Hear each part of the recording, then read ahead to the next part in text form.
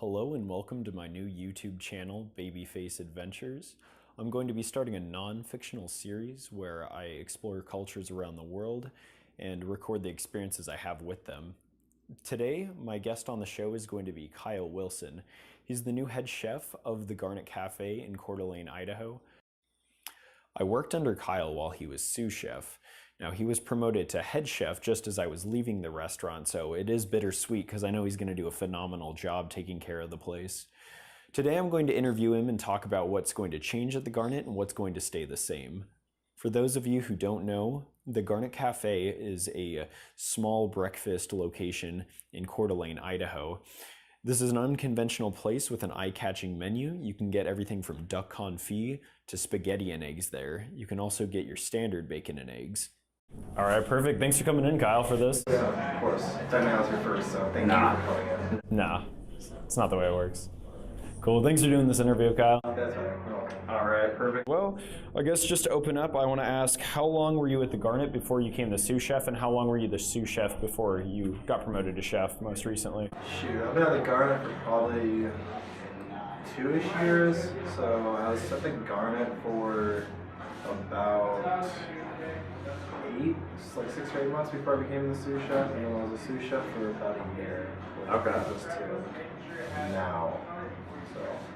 Perfect. That way you got to see the ins and outs of the restaurant, but... Yeah, and it was honestly coming from the kitchens that I was at, because I was doing, I was working 80 to 100 hours a week up until this job in just different kitchens. Right. 3 kitchens at a time, just getting as much experience and just kind of stuff down as I could before coming here, like not even really aiming at becoming a sous chef, but just with that knowledge and with that stuff, like the only thing that's hard about breakfast, honestly, is just how fast it is, and the egg temps and whatnot. So getting to do that and come here was a pretty easy transition to have more of a leadership-esque creative. Yeah, definitely. It's fun. Cool, that's good to hear. The next one is going to go with...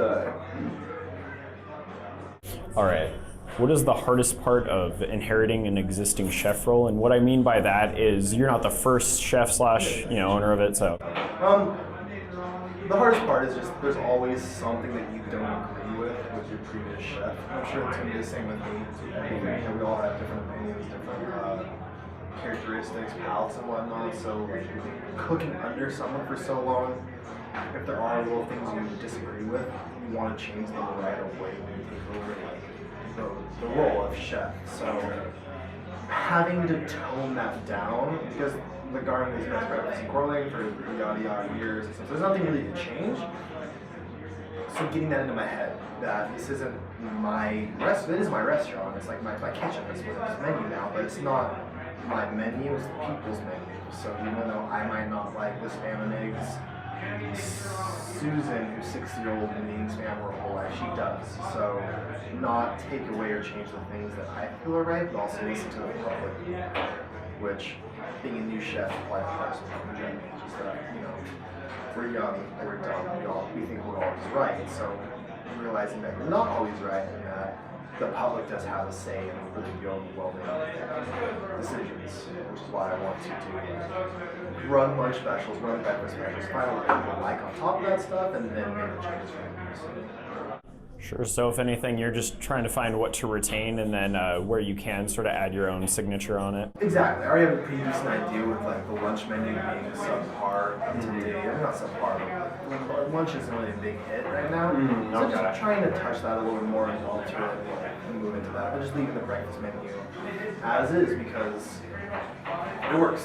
That's the biggest thing is like don't mess up what works. Don't like why would I fuck that over when it's worked this far. Yeah, absolutely. Especially because how many years in a row has it won that award? Shoot, so it's been since I think like 2010, 2011. So yeah, 7-8 years. So if we hit 2 or 3 more, we actually go down and see like it's like a Hall of Fame-esque running restaurant for the end of the year, something like that. Cool. Well, I was also going to ask, knowing what you know now and having the experience that you do, what sort of restaurant would you open if you had just complete control to open one? If you were like chef owner type situation. It's honestly hard to say, just because I don't have enough variety of experience, and like every restaurant there is, and you have to kind of judge the area. Like for instance, this area, there's a huge pull for like the summer season because CouerD'Alene is such a high velocity tourist town. So we have a huge summer kick. So just trying to find something that works for the seasons. Me personally, I'm trying to take more of a comfort feel in this area, but still kind of class it up a little bit. A little more like hipster-esque comfort food with a nice craft beer. That's the direction that I want to start looking at for the future. But for right now, this works. This is good. I've got a nice little setup here, so stay here for a bit, dial down this place, and see if we can expand. Cool, yeah, that sounds like a pretty rock solid plan. Plus, people are very receptive to, like you were saying, some of the what you could call like hipster foods. I find that works in most places. You just have to twist it to wherever you're located. Of course, I would like to do more of a walk in the door, like only 2 people sit at a time. Go fuck yourself. 30 course dinner of like different tastes, like really like Northern European style cooking. But god damn it, that won't go within its first month in this fucking place. Well, that's a gorgeous idea in its way. I do like when somebody just has the backbone to, you're right, like almost kick people out of the restaurant if they don't understand the concept. Yeah, like, not even like being mean about it, but like, Right. Like we only sit 60 people in this restaurant, 68, and we'll have 3 8-tops try to sit at the same time. It's just like it's not problematic as much as we do have to sacrifice. I don't want to say sacrifice. There is an expected ticket time for a breakfast place, and when we have an 8-top with a 6-burner range, it gums that up a little bit, so it's a lot better and it's a lot more fluid to do 4 tops, 6 tops at a time, nothing bigger than that. And other places do it, so it'd be nice just to look people in the eye and be like, fuck off, cut your party down, realize the space. You know? Yeah, no, it definitely ballsy choice for restaurants that can pull that off. I do love that kind of thing, though. Yeah. Yeah, so it's wonderful. Plus, if you have the ability in the stock and whatnot to pour off, it's a lot better. And like, if it's just kind of known ahead of time, which this place isn't, so this is not the restaurant. Right. Which is fine. You have to know your audience. Yeah. All right, so when it comes to cooking outside of work, I like to experiment a lot. I like to try a lot of new things. I wanted to ask, is that something you feel as well, or do you like to do something more simple, maybe somewhere in between? I'm somewhere in between. Like, I do like to do my little lamb bullshit, cook some soup, like experiment at home, but once you get to a certain status in the kitchen, once you've been in the kitchen long enough, you realize that cooking at home fucking sucks. I hate cooking at home. At the end of the day, I look around and just yell, who the fuck's gonna do all these goddamn dishes? And like, I don't have a multi-$100 burger mixer. I don't have a stand mixer, like, RoboCoop to the same status we do. So it's like, why the fuck would I want to touch my stuff when the restaurant has so much equipment? I can just do it here. But at the same time, it is nice to have like a nice fancy roast or some shit at home. Yeah. But I'll be damned if I don't just like box spaghetti every once in a while. Like a jar, maybe a can. I think everyone can relate to you there. Plus, after the 13-hour shift and just get home from cooking all damn day, the last thing I want to do is fire up the stove again. Stupid. Yeah, I understand that. And as far as you're right, you get accustomed to what you have available to you in the kitchen. Then you're right. You're like, what is this retrograde bullshit at home? Exactly. Yeah. Plus, there's so many like other restaurants in the area, so like it is kind of cool to go out and like have food in other places. Like support your local fucking communities and shit like that. Yeah. Oh, absolutely. I have to know, what is your least favorite ingredient to cook with, or something you just can't see working with? I fucking hate capers. I hate capers. That's a popular choice, Capers are such an... I mean, I get it. I get the respect for it. I just don't like that overwhelming salty taste. And like, fried capers are cool and stuff. But other than that, pre-frozen cooked things piss me off, as well as just anything more or less out of the box. I will use it if I have to, if it makes sense to, if it's good quality, I will, but it just takes away from the soul of cooking, because if you can touch an item from the start of its birth until going on the plate, pretty much, there's so much room to actually be creative and like put yourself into the dish. If you open up a box, mix it with some water, go on the flat top, there's not a lot of room to make it not only your own, but actually make it worthwhile to do. So. Yeah, this is true. Would you ever consider doing farm to table then? I would love to. I would love to. The only problem with farm to table is that unfortunately you have a lot of there's a lot of picky people in this world, and there's a lot of dumbasses who don't realize that sometimes you have to pay a little more if you want the quality. Like, you have people who love to go to Denny's and get their $2 options, but if you told them what was in it or how it was cooked or what they're doing in that kitchen, they'd probably leave, but they still enjoy that cheap aspect to it. Like, you have your McDonald's, you have your stuff like that, you can get a lot better quality. So farm to table is expensive. A lot of it is time consuming. You have a lot of butchering, you have a lot of paying someone else to do the butchering, so the plates increase in value a lot. And people don't like that, because if you can put an egg on a plate for like a couple cents and serve it to someone for a couple dollars versus a farm fresh egg, which the price would increase probably 3 or 4 fold because you're actually getting it from a farmer, the cost of the egg goes up and people don't like paying that cost. So I loved it if people weren't just cheap. But then there are areas for everyone, and I get it too. I get it. Like, I don't want to go to breakfast and pay $20 a plate. No one does, you know. So it's understandable. I just wish there was more of a middle ground to do farm to table without breaking the bank of the restaurant or the bank of the consumer. Because we're bringing up Denny's again.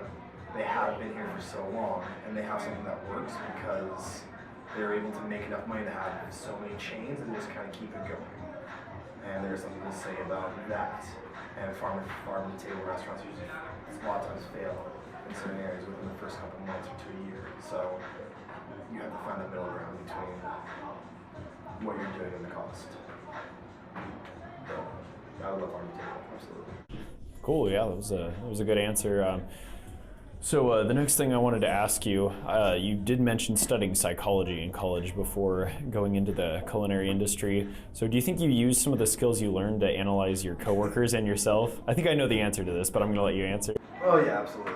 Absolutely. It's not like, you just kind of find yourself doing it. Like, obviously if you have a somewhat knowledgeable background aspect of a different thing, you find yourself applying it, but not actually, if that makes sense. Like, of course, I don't set out to actually psychoanalyzing my coworkers, but it's nice to know, like one little, like, microaggressions or different, like, tones of the voice, and actually know when to take someone out back and be like, hey man, like, what's going on, what's wrong, and like use it in a more professional aspect, and also just to break someone down to their core so you can rebuild them up in a little bit more of a positive, doesn't cry online when he cuts himself. Not saying that we all need to be hard individuals, but this industry does take a little bit more of a fine-tuned individual. But that happens in a lot of instances, in a lot of industries. I do like Garnet Cafe a lot. Yeah, no, I'm definitely a completely different person from before going into a kitchen ever to now. Anyone after that amount of time, yeah. It doesn't even happen because of one individual. It's just like, it's the stress. You know, like, I don't actually, like, no single person, like, I can't break down an individual. No person can break down an individual. It's not an actual, like, breakdown to where they're crying in the walk all of themselves. It's just kind of like the stress, the heat, the fire, everything builds up. And after a while, you either quit, you walk out, you cry, or you become a more hardened individual. And it's kind of it's a more ruthless environment. And not even because of myself, because of just all the aspects. So if there's something you can do to kind of help an individual along, because I can't sit someone down and tell them it's going to be all right, because in the middle of a 30-ticket rush, and the ticket times are out 45 minutes, it's not all right. Like, nothing is all right. So sometimes you can be a little more strict, a little hard on someone, and then if they can make it through and come out of it, then it's a little bit of a better view of the situation. It kind of helps them out a little bit. Because I think everyone needs to cook in a kitchen at least once to toughen their skin up and like harden them up. I'm not saying we need hardened, horrible individuals, just kind of like every situation if something doesn't go your way, you don't have to cry about it or like break down. And the kitchen's gonna help you do that. You lose your livelihood, you lose your your means of making money. Yeah, it's definitely important to be resilient in this industry. Yeah. Well, hey, that's good to hear. Next thing I wanted to ask is, since you are taking over, what is going to be the most noticeable difference? Is this going to be maybe the lunch menu like you were talking about, maybe some of the recipes you were interested in changing just small parts of? So what do you think is going to be the most noticeable difference after you taking over? Probably just the lunch menu for now. It'll be like more of a, it's a lunch menu, but it's also kind of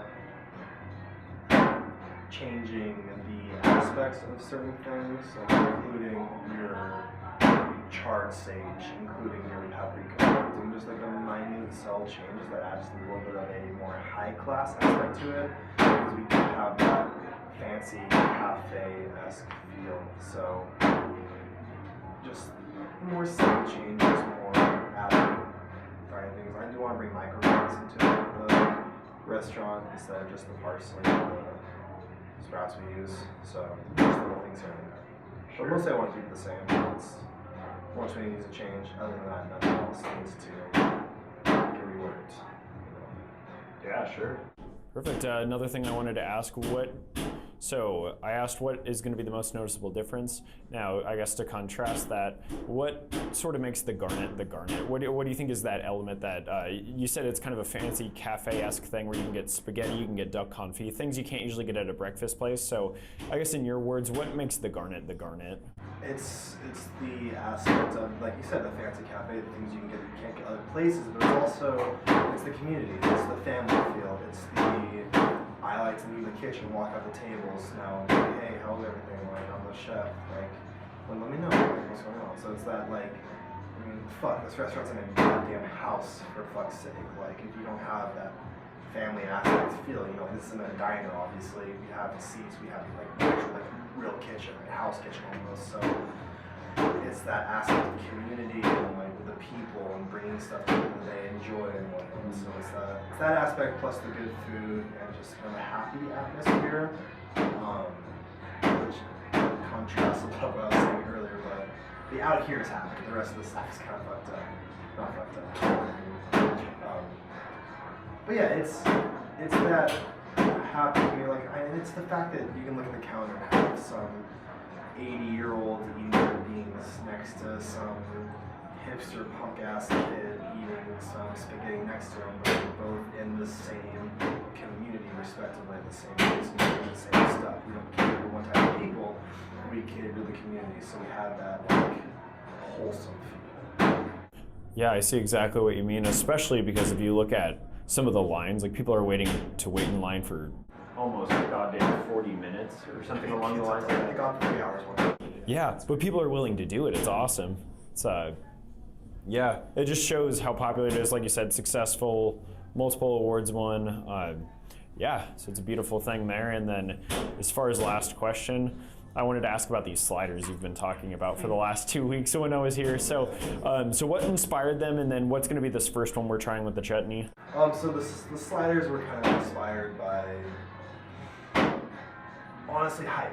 I wanted to hype up our lunch menu. I want to do something that's kind of cool and like newer. Sliders been super popular recently, but it's also a nice thing to do, like trying different things, because you're not committing to a full burger. You have sliders, but there is an option on the menu where you can pick 3 different sliders. You can mix and match some sliders because it's all kind of the same stuff. So going into that and having like, it's not a huge change where now we have burgers, we have all this like big heavy stuff. It's just kind of more of a fresh feel to it, you know?